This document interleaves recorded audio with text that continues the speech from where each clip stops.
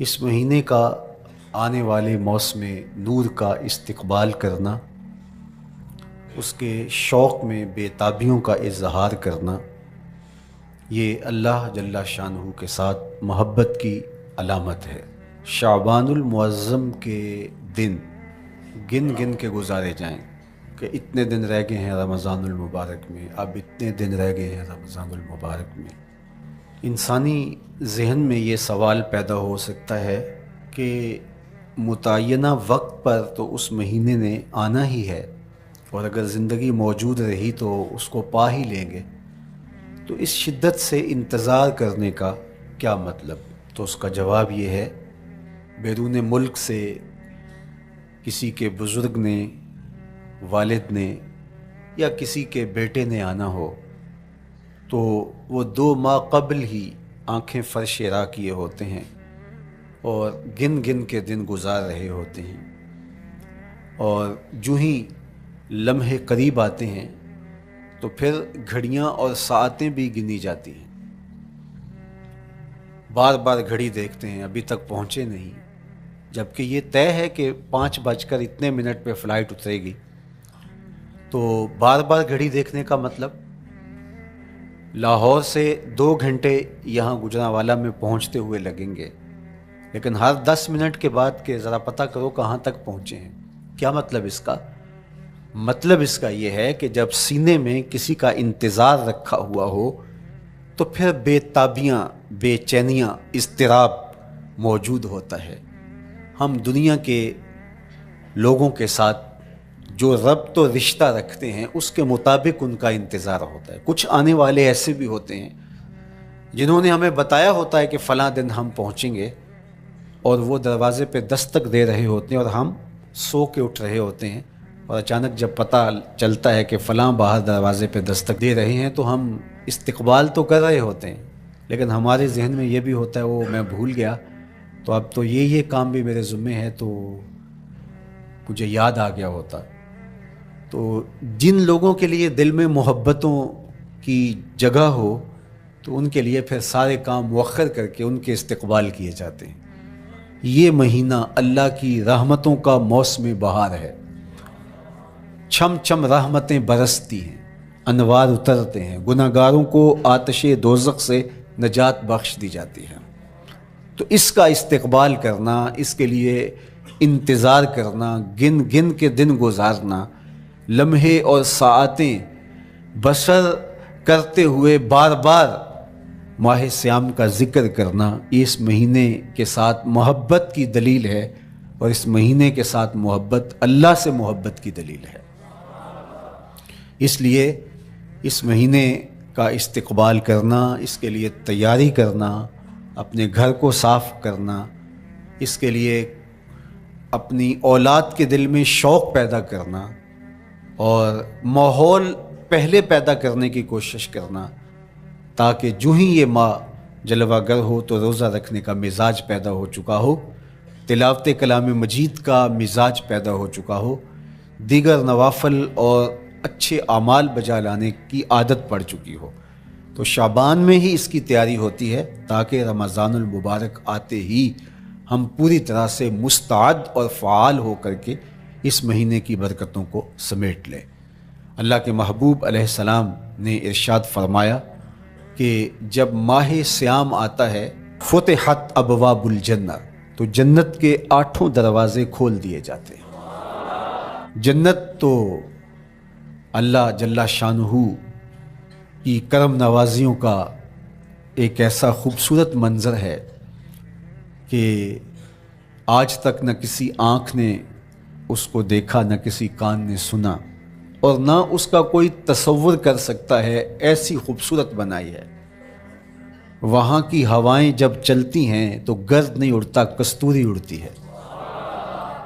وہاں دودھ کی، شہد کی، مائع معین، کوثر، سلسبیل کی نہریں بہتی ہیں، موتی زمرد کے محلات بنے ہوئے ہیں۔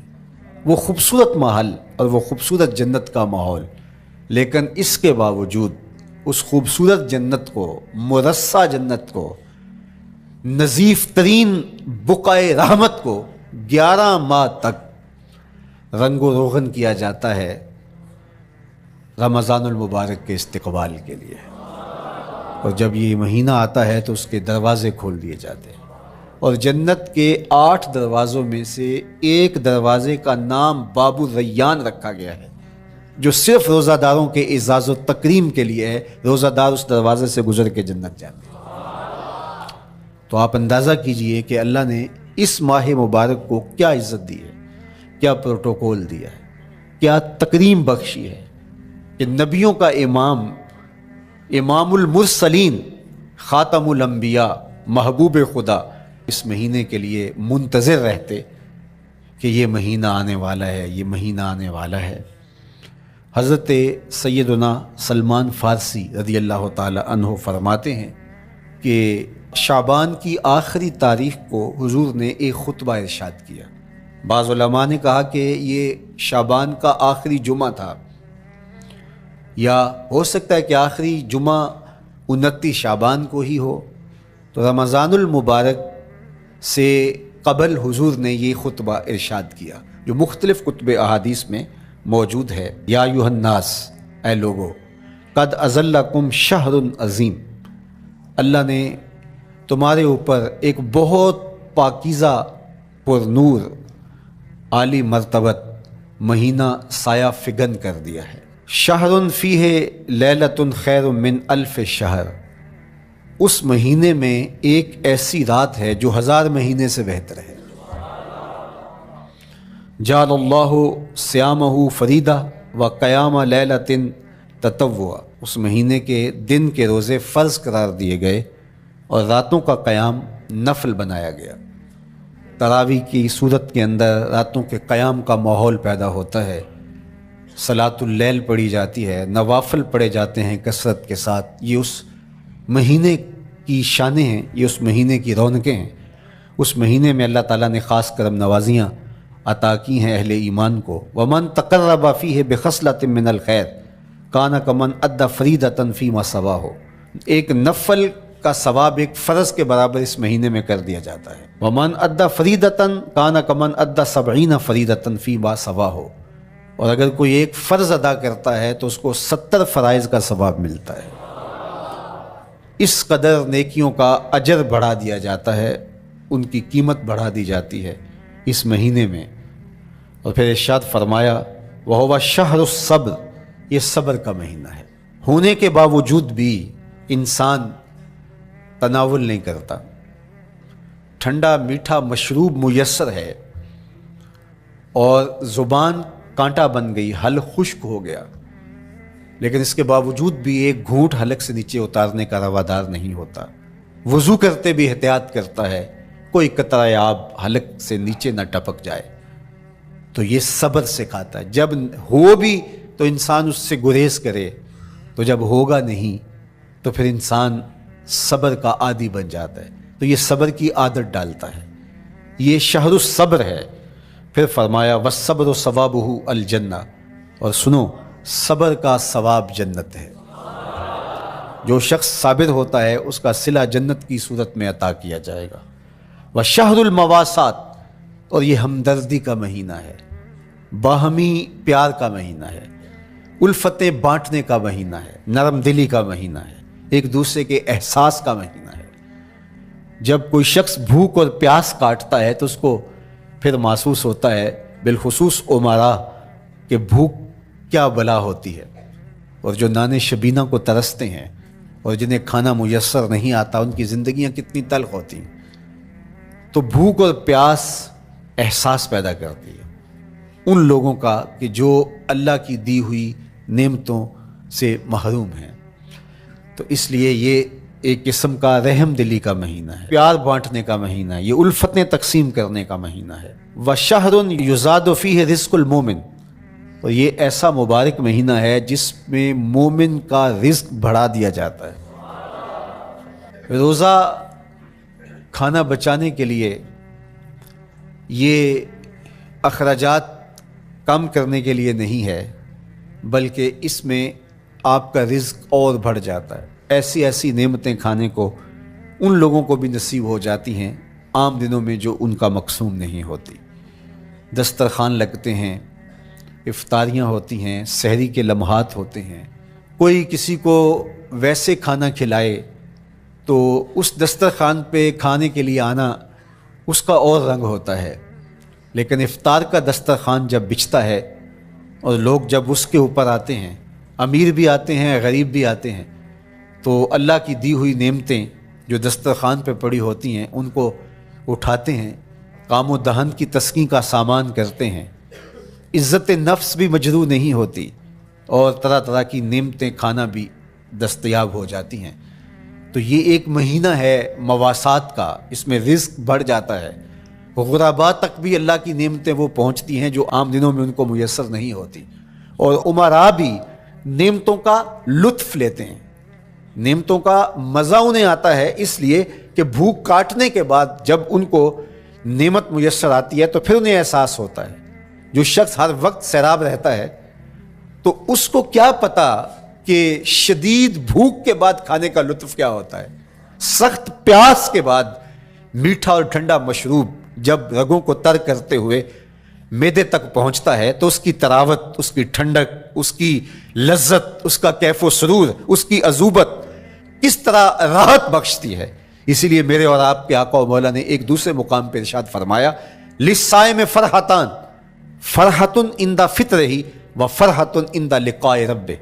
روزے دار کے لیے دو خوشیاں ہیں، ایک خوشی اسے تب ملتی ہے جب وہ روزہ افطار کرتا ہے، وہ لمحے مسرتوں کے ہوتے ہیں، ایک روحانی احساس ہوتا ہے، اتنا لمبا دن، اتنا سخت دن، گرمی کی شدت، مالک تیرا شکر ہے لمحہ اختتام پہنچا اور یہ اتنا لمبا دن تیرے حکم کی تعمیل کرتے ہوئے بسر ہو گیا۔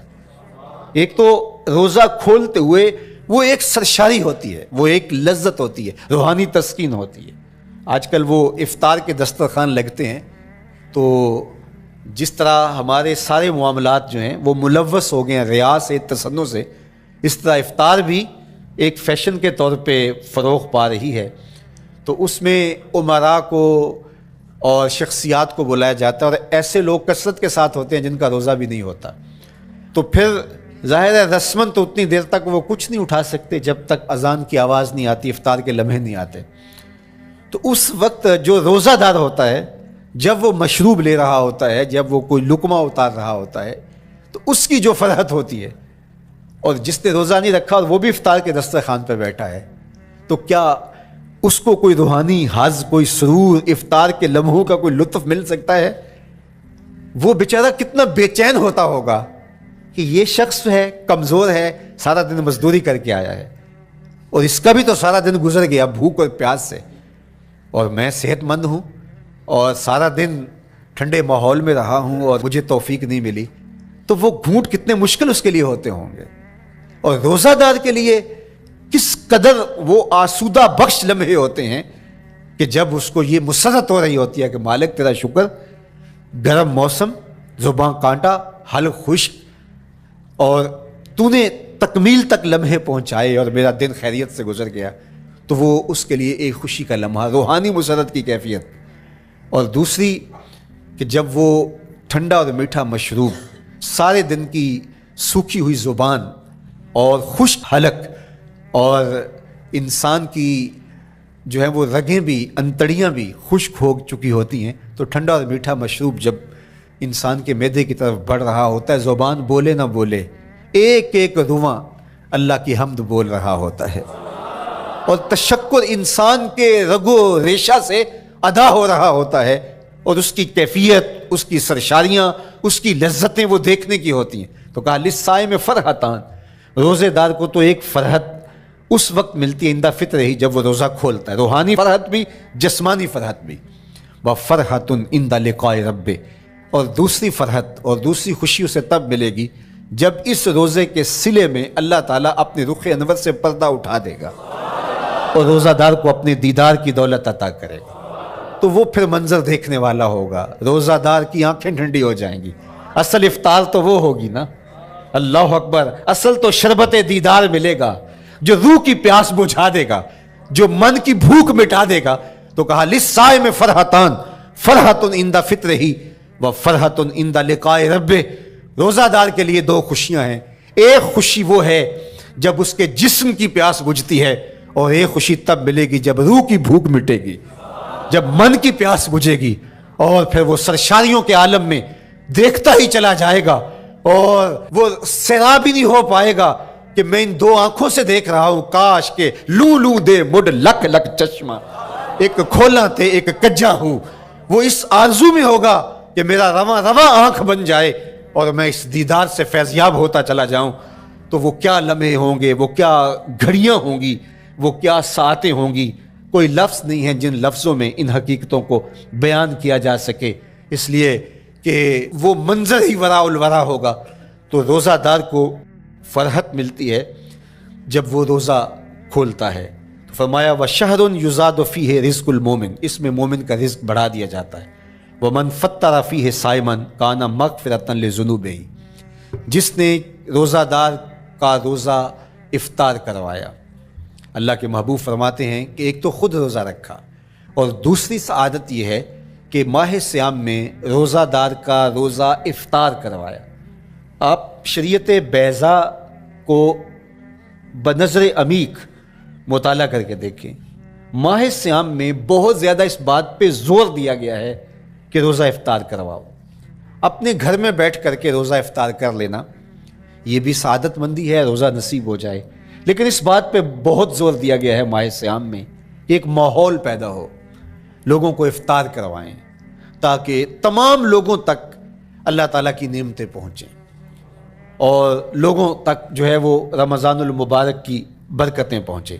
تو ارشاد فرمایا وَمَنْ فَطَّرَ فِيهِ صَائِمًا، جس نے روزے دار کا روزہ افطار کروایا، کَانَ مَغْفِرَةً لِذُنُوبِهِ، تو وہ افطار کروانے والوں کے گناہوں کی بخشش کا ذریعہ بن جائے گا۔ یہ افطاری گناہوں کی مغفرت کا سبب بن جائے گی۔ وَعِتْقَ رَقْبَتِهِ مِنَ النَّارِ، اور آتش دوزخ سے گردن کی آزادی کا مجدہ جاں فضا بن جائے گا یہ امر کہ اس نے کسی کا روزہ افطار کروایا۔ وَقَانَ لَهُ مِثْلُ أَجْرِهِ مِنْ غَيْرِ أَنْ يَنْقُصَ مِنْ أَجْرِهِ شَيْءٌ، اور روزہ افطار کروانے والے کو روزہ رکھنے والے جتنا اجر ہی دیا جائے گا، لیکن روزہ رکھنے والے کے اجر میں بھی کوئی کمی نہیں واقع ہوگی۔ جتنا اس نے سارے دن کی بھوک اور پیاس کاٹ کر کے تکلیف اٹھا کر کے روزہ رکھا، جس نے شام کو اس کو افطار کر دیا اتنا ہی ثواب اس کو عطا کر دیا جائے گا، اس کا اجر کم کیے بغیر۔ اللہ اکبر، یہ امت کے لیے اللہ نے کیا پیکج دیا ہے، کیا کرم نوازیاں ہیں اس امت کے لیے۔ آقا کریم نے ارشاد فرمایا ایک شخص صبح سے لے کے ظہر تک مزدوری کرتا ہے، اس کو ایک قیراط دیا جاتا ہے، اور ایک شخص ظہر سے لے کر عصر تک مزدوری کرتا ہے، اس کو بھی ایک قیراط دیا جاتا ہے، اور ایک عصر سے لے کر مغرب تک مزدوری کرتا ہے، اس کو 2 قیراط دیے جاتے ہیں۔ فرمایا پہلی مثال یہود کی ہے، دوسری مثال نصارہ کی ہے، اور تیسری مثال میری امت کی ہے۔ یہودیوں نے اور عیسائیوں نے اس پہ اعتراض کیا کہ ہمارا اجر کیوں تھوڑا ہے، تو میرے اور آپ کے آقا و مولا نے فرمایا تمہارا تھوڑا نہیں، ہمارا زیادہ ہے۔ آج کل اگر 1000 روپیہ مزدوری چلتی ہو مزدور کی، تو کوئی شخص صبح سے شام تک ایک شخص سے مزدوری کروائے اور 1000 روپیہ دے دے، اور دوپہر کو اڈے سے جا کے ایک مزدور اور لے آئے، شام کو اس کو بھی 1000 روپیہ دے آئے، اور ایک شخص کو عصر کے وقت لائے اس کو 2000 روپیہ دے دے، تو 1000 والا کہے کہ میرے سے زیادتی ہوئی ہے، تو اس سے زیادتی تو نہیں ہوئی، اسے تو پوری مزدوری دی گئی ہے، اب اس پہ مہربانی ہوئی ہے، اس پہ رحمت ہوئی ہے۔ تو کہا یہود اور نصارہ کی یہ مثال ہے، ایک صبح سے ظہر تک مزدوری کرے اس کو 1 قیراط، ایک ظہر سے عصر تک مزدوری کرے اس کو بھی 1 قیراط، اور تیسرا بہت تھوڑا وقت عصر سے مغرب تک مزدوری کرے اس کو 2 قیراط۔ کہا یہ امت محمدیہ علی صاحب الصلوات کو دیا گیا نور ہے۔ تو ایک شخص نے سویر سے لے کر شام تک روزہ رکھا، بھوک کاٹی، پیاس کاٹی، سخت شدت کی گرمی سہی، اور ایک شخص نے شام کے وقت اس کو روزہ افطار کروا دیا۔ اور سنو حضور علیہ الصلوۃ والسلام کا فرمان، جب حضور نے فرمایا کہ اس کو پورا اجر ملے گا پہلے کے اجر کو کم کیے بغیر، تو صحابہ کا تو دل تڑپنے لگا کہ یہ کتنی بڑی بات ہے۔ اب آپ جانتے ہیں کہ یہ زمانہ ایسی معاشی خوشحالیوں کا نہیں تھا، لوگوں کے پاس تو نان شبینہ بھی میسر نہیں ہوتا تھا، تو صحابہ نے جو سوال کیا، قالوا یا رسول اللہ صلی اللہ علیہ وسلم، انہوں نے کہا اے اللہ کے پیارے رسول صلی اللہ علیہ وسلم لیسا کلنا یجد ما یفطر الصائم، ہم میں سے تو ہر بندہ یہ طاقت نہیں رکھتا کہ روزہ دار کو روزہ افطار کروا دے، تو یہ اتنی بڑی سعادت، تو یہ تو پھر اہل زر ہی یہ سعادت حاصل کر پاتے ہیں، ہمارے جیسے لوگ تو پھر جو مال و دولت نہیں رکھتے تو وہ تو پھر یہ سعادت نہیں حاصل کر پائیں گے۔ تو میرے اور آپ کے آقا و مولا نے کیا فرمایا؟ قال، حضور نے ارشاد فرمایا یؤتی اللہ ھذا الثواب، یہ ثواب اللہ اس شخص کو بھی عطا کرے گا، من فطر صائما علی مزقۃ لبن او تمرۃ او شربۃ من ماء، فرمایا کہ یہ اجر اللہ اس کو بھی عطا کرے گا جس نے کسی کا روزہ ایک گھونٹ دودھ سے کھلوا دیا، یا ایک کھجور سے کھلوا دیا، یا پانی کے ایک گھونٹ سے اس کا روزہ افطار کروا دیا۔ لازمی نہیں ہے کہ دسترخوان سجا ہو، انواع و اقسام کے کھانے پڑے ہوں اور وہ افطاری ہی افطاری قرار پائے گی۔ جس نے کسی کو وہاں باہر ٹوٹیوں سے پانی کا گلاس بھر کے، کٹورا بھر کے سادہ پانی بھی پیش کر دیا تو اس کو بھی ثواب مل جائے گا۔ کتنا ثواب ملے گا؟ پورا روزہ رکھنے کا ثواب اس کو ملے گا۔ کتنی رحمتوں کی لوٹ سیل لگی ہے، کوئی ایسے بھی بانٹتا ہے، کوئی ایسے بھی کرم نوازیاں ہوتی ہیں، لیکن میرے رب کے خزانے کتنے کھلے ہیں۔ میں نے مدینہ المنورہ میں ایک شخص کو دیکھا کہ وہ روزے کے وقت وہاں سے ہی گلاس لیتا اور زمزم سے بھرتا اور روزہ داروں کے آگے رکھتا چلا جاتا، اور روزانہ اس کا یہ عمل ہوتا، نماز عصر کے بعد شروع ہوتا، جتنی اس کی پہنچ ہوتی ہر ایک کے آگے رکھتا چلا جاتا، پانی بھی وہاں سے لیا، گلاس بھی وہاں سے لیا۔ اللہ اکبر، فرمایا دودھ کا ایک گھونٹ یا پانی کا ایک گلاس یا ایک کھجور اس نے کسی کو پیش کی اور اس نے اس سے روزہ کھولا، اللہ کے محبوب فرماتے ہیں پہلے کے اجر میں بغیر کسی کمی کے اس کو پورا ثواب روزے کا نصیب ہوگا۔ اللہ اکبر۔ اب سنو، پھر حضور نے ارشاد فرمایا ومن اشبع صائما، اور جس نے صحیح اہتمام کے ساتھ روزے دار کو اچھا کھانا کھلایا، اچھی پرتکلف افطاری دی، سقاہ اللہ من الحوض شربتا لا یظمأ حتی یدخل الجنہ، اس کو حوض کوثر سے ایسا جام ملے گا کہ اس کو کبھی پیاس نہیں ملے گی یہاں تک کہ جنت میں چلا جائے گا۔ اللہ اکبر، اس کو کوثر کے جام نصیب ہوں گے حشر کی گرمی میں۔ اور آپ کو معلوم ہے، علماء سے آپ نے بارہا سنا ہوگا کہ جام کوثر جس نے ایک بار پی لیا پھر 50,000 سال کے دن میں اس کو دوبارہ پیاس نہیں لگے گی۔ یہ جام کوثر کی خصوصیت ہے۔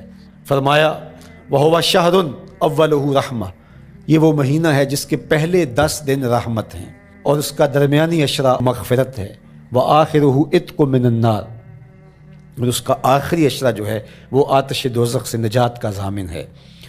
فَاسْتَكْثِرُوا فِيهِ مِنْ 4 خِصَالٍ، کہا کہ 4 کام اس مہینے میں کثرت کے ساتھ کرو۔ خصلتان ترضون بہما ربکم، 2 کام تو وہ ہے جس سے تم اپنے رب کو راضی کرو گے۔